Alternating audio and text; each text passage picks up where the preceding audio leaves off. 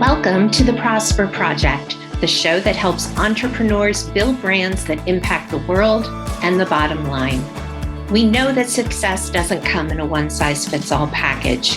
That's why we're bringing you adaptable marketing strategies along with valuable insights from inspiring changemakers, firebrands, and visionaries.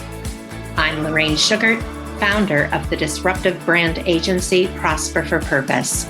Now for this week's episode.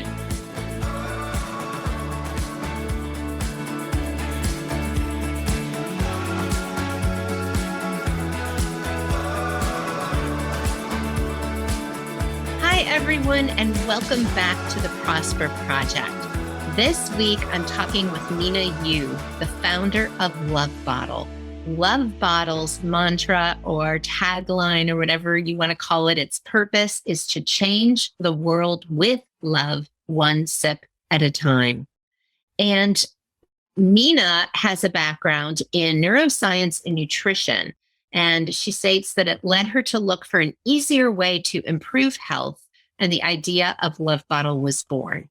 So I can attest because I've had 3 different Love Bottles. Love Bottles are beautiful, elegant, and reusable bottles that are all about bringing love and water together and drinking with love. The bottle was created to help the physical and emotional health of our bodies, our communities, and our planet. So welcome, Minna Yoo. I'm really excited to have you here on the podcast today. Thank you, Lorraine, for inviting me. I'm excited to be here. Yeah. So tell our listeners a little bit about your background and a little bit more about the backstory of Love Bottle and what was going on in your life that inspired you to create this company. Sure. Growing up, I certainly never thought I would start a business.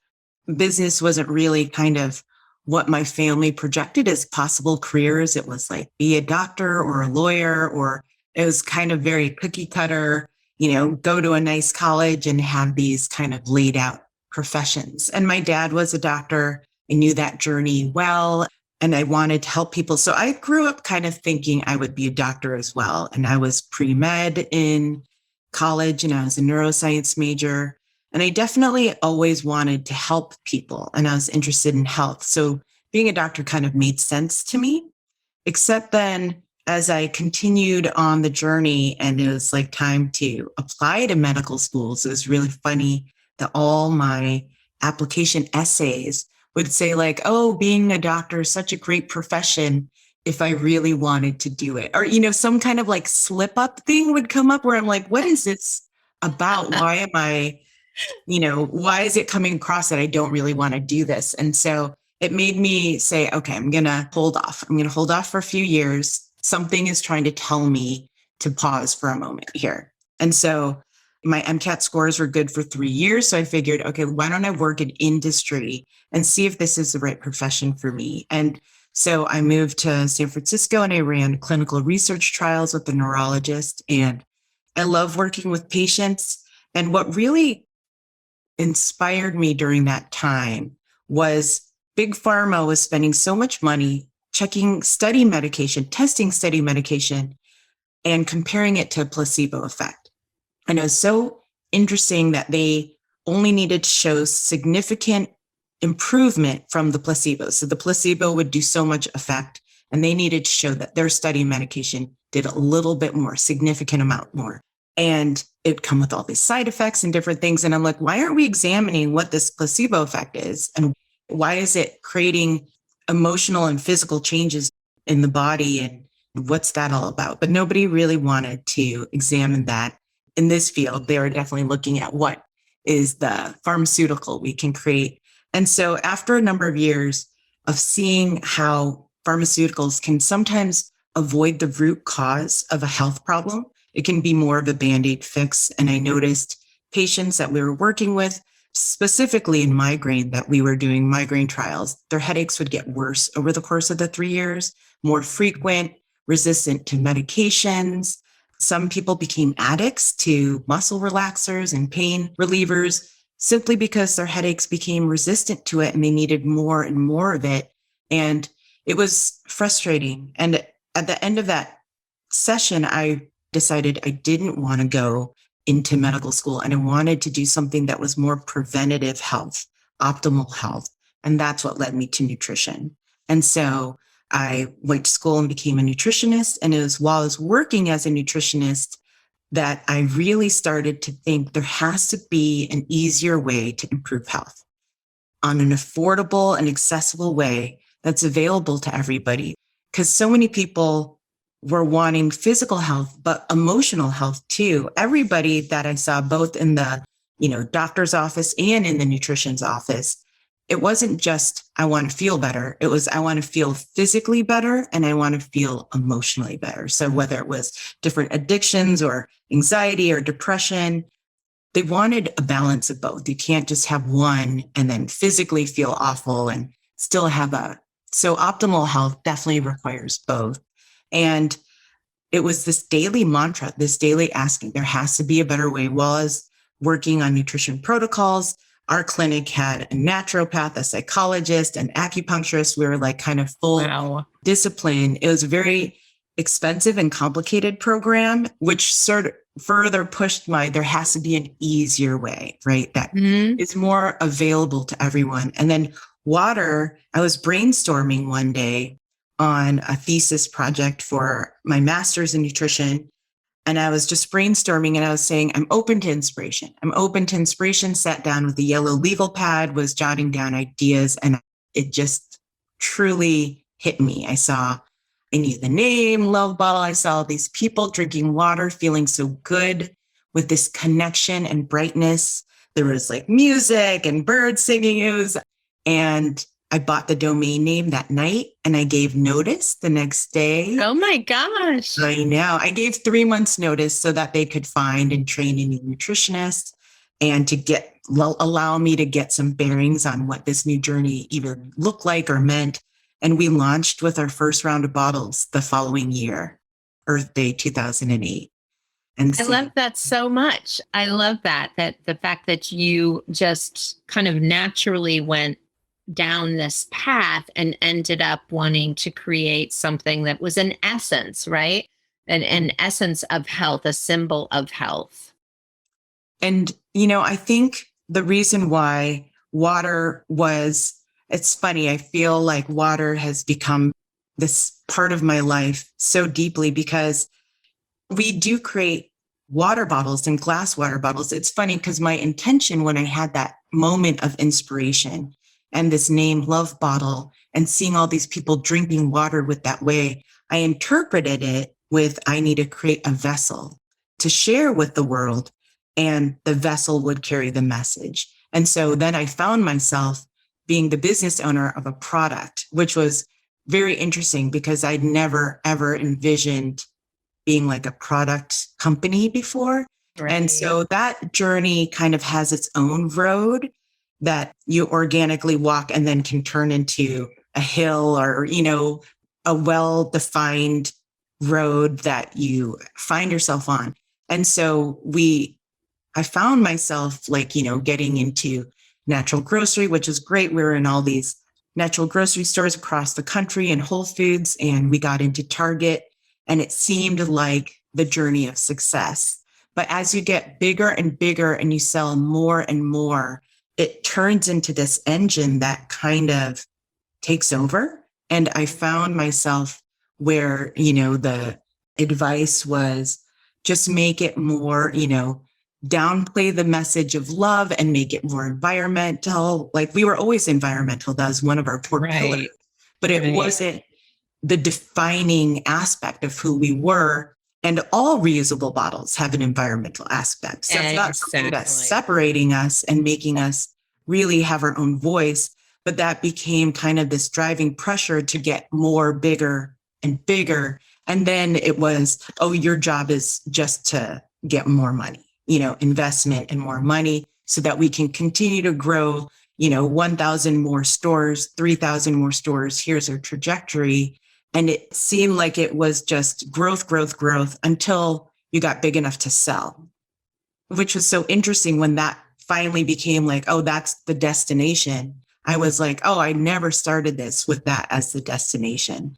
And so I really took a big kind of moment there of, do I continue down this freeway or do I shift gears? And I did. I shifted gears and I turned away from the mass growth, the kind of American consumer product path of success. And I shifted to really wanting to hone in on what our true message is about connecting to the water that we drink, connecting to the water on our planet, and how water connects us to each other and nature and all these things, and how there's such a powerful opportunity in the moment of when we drink water and bring it into our body. And so I shifted gears then.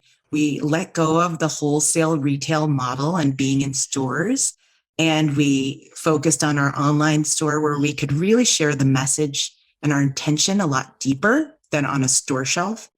And then we also moved more into creating custom bottles and working with companies who sort of wanted to partner and saw our mission and vision. So it's been a great kind of shift about. It took me a while to really recognize the redefining what does success look like for you, because I thought for a good almost 2 years, like, what did I do? Like I had worked so hard down that path, and then to stop and turn away from it, even though it was a choice, I felt like a failure at the same time because I had said no to what success normally looked like. And so it was really interesting. It was a good point, and I was turning 40 at that time. And I think it really helped formulate, no, in this life, success is what we want it to be. I had 2 young children. I had a full-time nanny. I was traveling all the time. That wasn't really the successful life that I wanted. Now I have so much more time to be present with my children.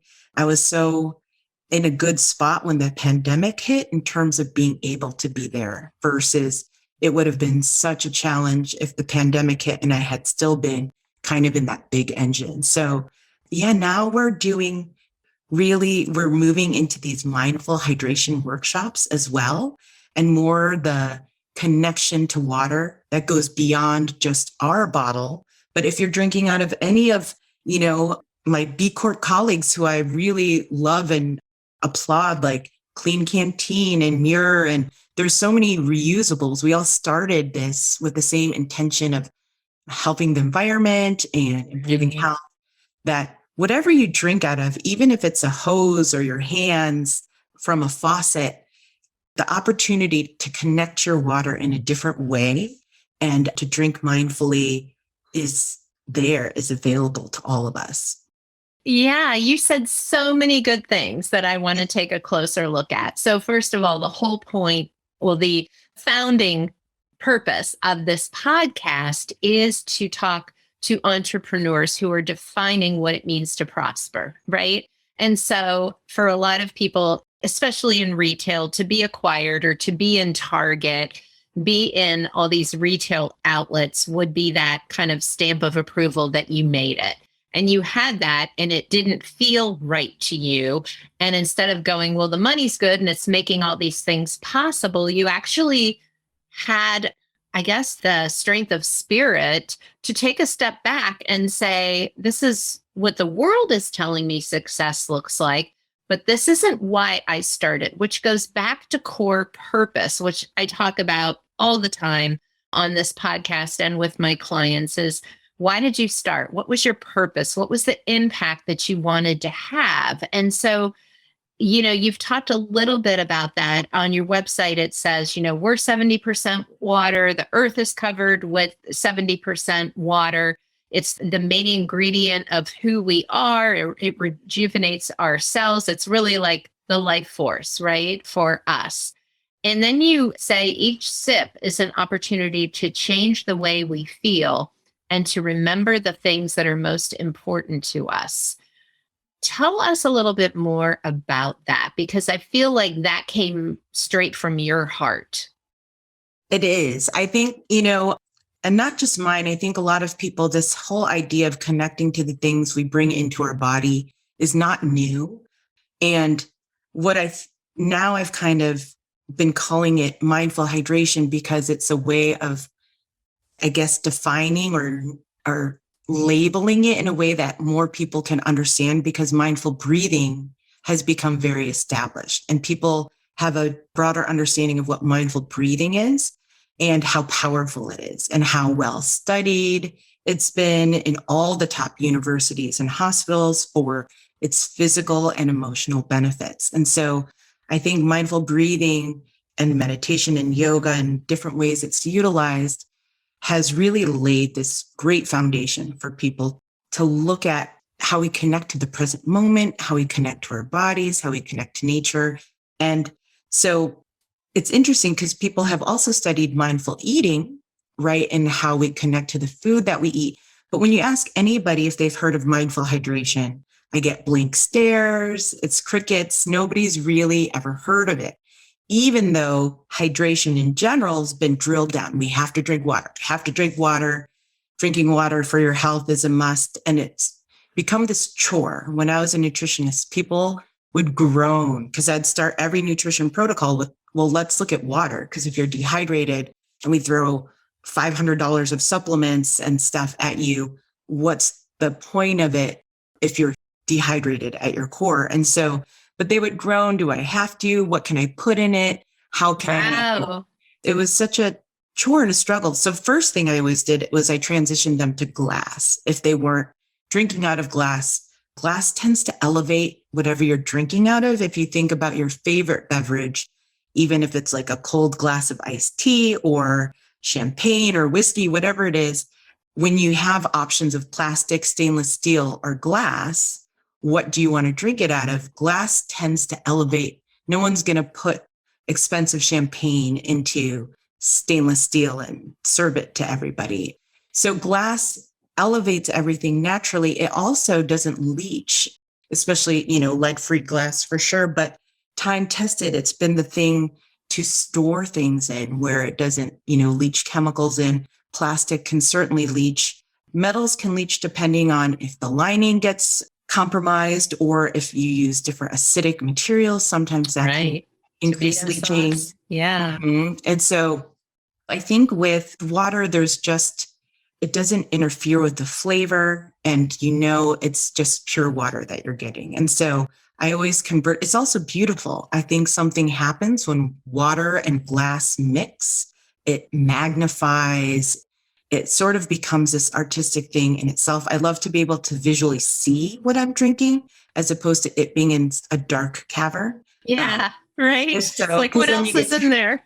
You get to connect to it a little bit more, see what you're drinking. And then, so for those reasons, I was shifted to water in general. But this whole idea of connecting to the water that we drink is so powerful. I think we all are looking for more ways to be present in our day, to incorporate those mindful breaths throughout our day. And it can be hard. We can maybe do a practice in the morning, but then we sit down at our computer and our phone rings and the emails roll. And before we know it, it's the afternoon or, it's lunchtime and we haven't taken a breath or a moment. And so what I found was water is something we keep with us throughout the day. It sits on our desk, it's in our bag, it's next to us in our car. We visit with water throughout the day. And it's this opportunity, it's a touching stone where if we combine our drinking with water as a moment to reset and take a grounding moment, a grounding breath, and a moment to remember the things that are most important, then it's this kind of touchstone, stepping stool throughout the day to help really shift our energy. Because otherwise it's hard to remember. I mean, our watch can beep or something if you have a Headspace app or something like that. But the best thing about water is even if you forget, if you do this enough, the water in your mouth wakes you up, kind of like if someone splashed you with water and how it wakes you up. Water can wake you up, say, oh, right, I forgot. Let me take a breath. Let me remember what I'm doing and what's important. And so, that's why I think water is such an amazing tool. And there's so much opportunity that we have yet to really harness here.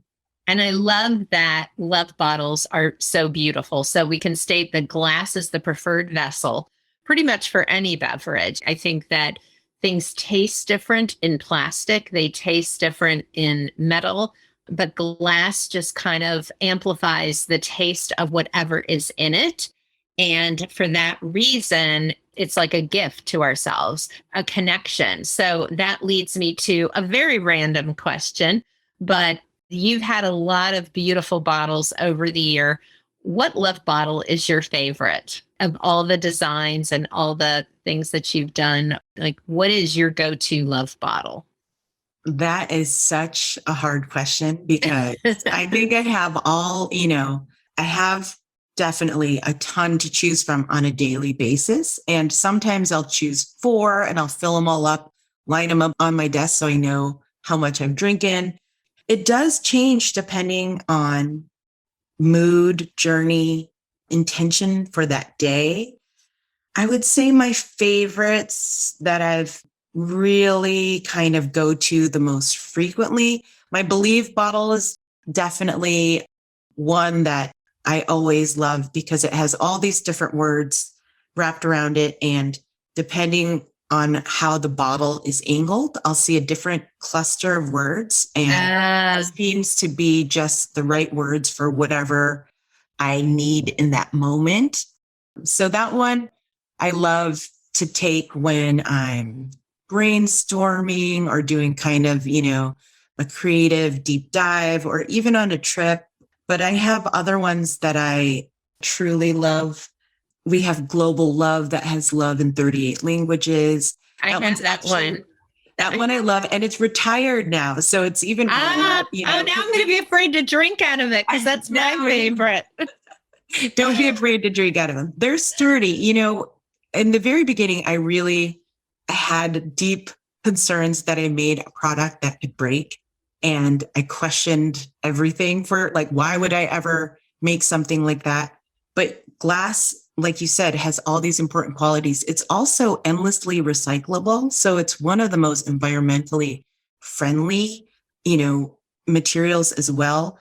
And what I found is that they're really durable, but if one ever does break, what I found from people writing in was that it kind of reestablished their relationship with what was important about the bottle, because then they're like, I've tried all these other bottles and none are the same. I miss my love bottle so much. I need to get another one. It's like, the absence makes the heart grow fonder, or it makes you recognize what you're missing or what you were getting all along once it's not there.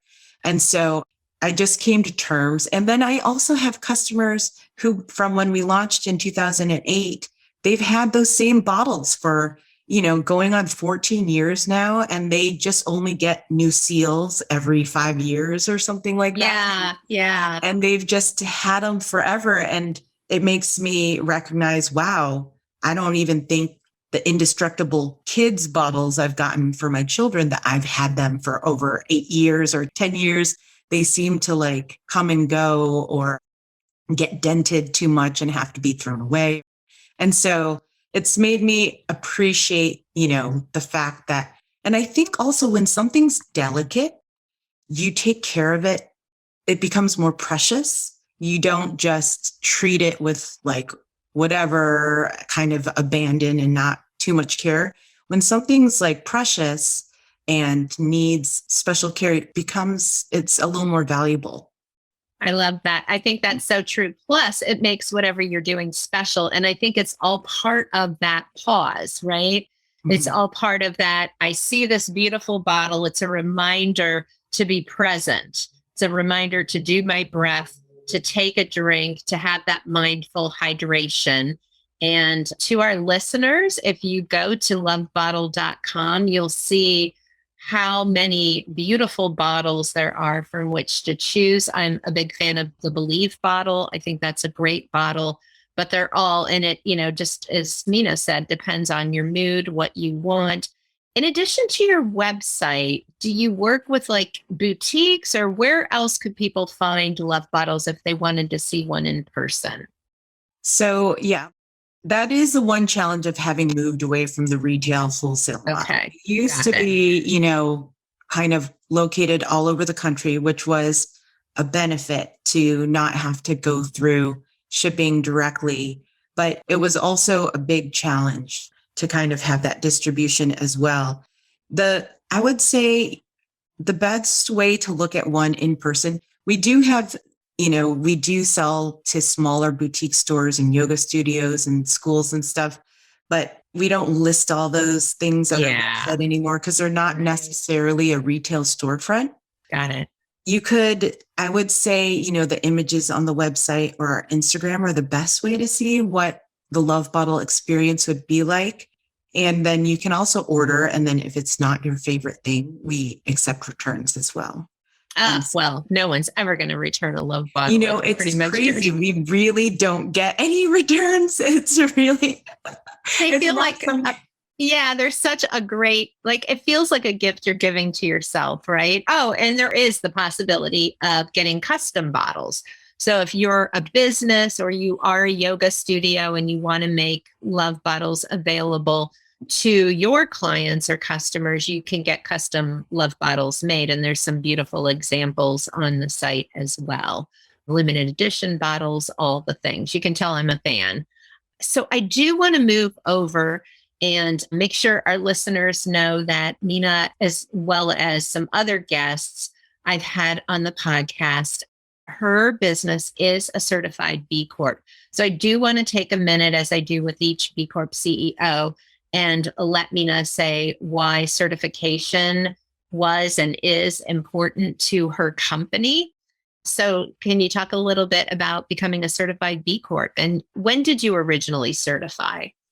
We became certified in 2017, and we certified in 2020, and we're recertifying right now as well. We are too. Yeah. We are too. I'm going through all the questions. It gets harder every time. I will say that. So, yeah. It pushes you for sure, which I love. When we started Love Bottle, we had these pillars for health and wellness, for the planet and environment, and serving our community. Since day one, we've been helping get clean water to people who need it. And that's always been a big passion of ours, as we sip, to help other people get a clean sip of water as well, because so many millions of people on this planet don't have access to clean water. And so we were doing all these things. And then B Corps came on our radar here in Portland. New Seasons is a local grocery chain along the West Coast, and they became certified B Corp, and they put all of their paper bags, had information on it. And I looked into it and I'm like, oh my gosh, we're already a B Corp, aren't we? Because I felt like everything we were trying to do in terms of using business as a force for good, putting not profit first, but every, planet and people and community and all those things on just as important as profit for company. And so as soon as they became on my radar, I was like, how do we do this? And we were in 2015, when I first found out about them, we were transitioning from manufacturing in China to the US, and we were doing a Kickstarter, and we were kind of in a big place of transition. So it's hard to certify during then until everything was kind of established with who our suppliers were and what our new business model was moving forward. And then once that happened, then we certified. And so I love the B Corp community. They're like this great group of people who all want to hold hands, hang out, and see what we can do together to make this journey even better, to make our impact even bigger, to really kind of change the theme of what capitalism is all about. I think there's, especially in the US, there's this businesses just are there to make money for their shareholders and at the cost of everything else. And it's obviously not a model that's working for our planet or community or country. And so I love what B Corps are trying to do. And so I'm part of We the Change, which is our group of women CEO leaders, and also my B Local Portland here. I'm part of the board on B Local PDX. I love that. It's just so great. And of course, I know you through B Corp and We the Change as well. And it is such a great group of people to be with and hold space with because we care about so many of the same things. So I want to end with a question I always ask, but I feel like you already answered it. So, Mina, what does it mean for you and Love Bottle to prosper? And let's start with you because your business, and I say this a lot, your business needs to support your life. Your life shouldn't be supporting your business. So, what does it mean for Mina to prosper? And what is your company's role in that? I think for me, Mina, to prosper, I need to have a good balance between my family, my personal well-being as well, and then also in what I feel I'm doing in service with my time. I think feeling inspired by that and fulfilled by that, I think that's really what creates me feeling prosperous.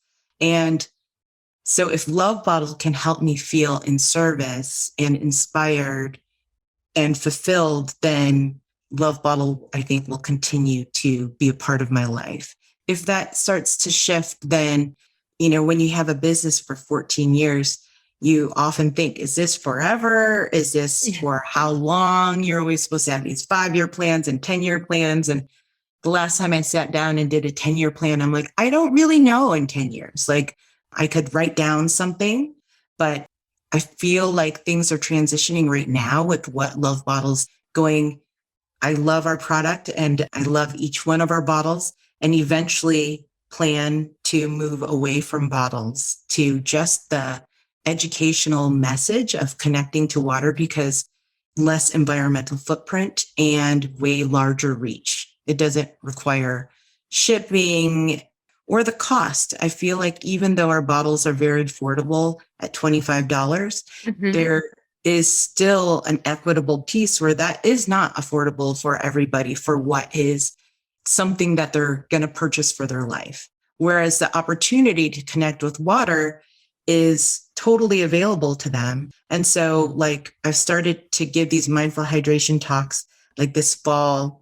My 1-hour workshop has been spread into a 10-week session, and I'll be teaching 3rd to 5th graders at a school. And I'm donating my time and energy there because this group of children are underserved. And, the health and wellness of that community is at such a disadvantage. And, just to kind of, like I said, water is this kind of amazing thing that we all need. And at least in this country, most of us have access to clean water. And so there's this opportunity to at least create a bigger foundation, a deeper foundation, as powerful as we can to that community. And so I'm seeing where this journey takes me with this mindful hydration and teaching and sharing this message. I want to do a water study. So, everything's kind of unfolding organically, and I'm really appreciating the journey and what Love Bottles,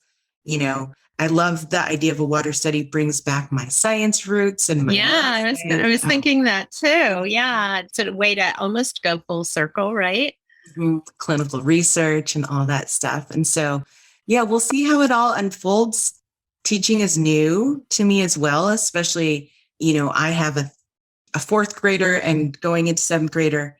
And so I'm excited about working with this age group. I think there's so much potential there. And we'll see how it goes. That's awesome. I love it. Minna Yoo, thank you so much for being our guest today. Really appreciate spending time with you. And to our listeners, go check out lovebottle.com, and we'll have links in the show notes of this podcast episode so you can connect with them across platforms. Thank you so much, everyone. Have a wonderful week, and I'll see you next week on the Prosper Project. Thank you so much for tuning into this episode of the Prosper Project.